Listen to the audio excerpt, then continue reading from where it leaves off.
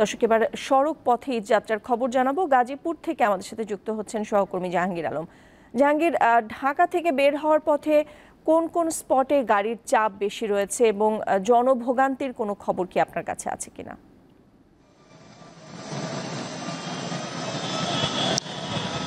জি নাদিরা, ঢাকা টাঙ্গাইল এবং ঢাকা ময়মনসিংহ মহাসড়কে কিন্তু আজ সকাল থেকেই গাড়ির চাপ রয়েছে। দীর্ঘ সারিতে চলছে যানবাহনগুলো।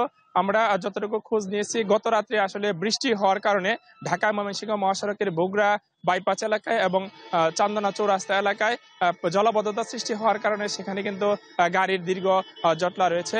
এবং আজ কিন্তু ছুটির প্রথম দিন, অর্থাৎ সাপ্তাহিক ছুটি, ঈদের ছুটির 2 দিন আগে সাপ্তাহিক ছুটি থাকার কারণে মানুষের চাপ বেড়েছে।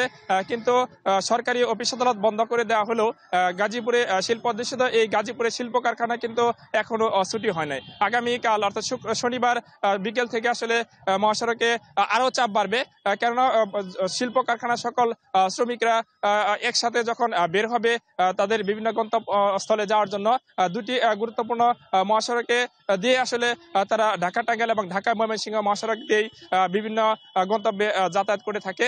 এবং এই মহাসড়কে আমরা এই মুহূর্তে চন্দ্রাত্রী মোড়ে দাঁড়িয়ে আছি। এই চন্দ্রাত্রী মোড়ে কিন্তু কালিয়াকৈর থেকে বাইপাইল পর্যন্ত এবং ঢাকা গাজীপুর অংশে, চন্দ্রা গাজীপুর অংশে আসলে রয়েছে সফিপুর পর্যন্ত দীর্ঘ সারিতে যানবাহন চলছে। এবং হাইওয়ে পুলিশ এবং আইন শৃঙ্খলা বাহিনীর সকল টিমের সদস্যরা আসলে খোলা পোশাকে এবং পোশাকধারীরা সকলে চেষ্টা করছে যাতে গাড়ির চাপ কমানো যায় এবং দ্রুত গতিতে আসলে এই চন্দ্রাত্রী মোড় থেকে গাড়ি পারাপার করা যায়। এবং আমাদের হাইওয়ে পুলিশ জানিয়েছে যাতে কোনো ধরনের বিশৃঙ্খলা সৃষ্টি না হয় সেদিকে আইন শৃঙ্খলা বাহিনী যথেষ্ট সোচ্চার রয়েছে। নাদিরা। জাহাঙ্গীর, ধন্যবাদ আপনাকে।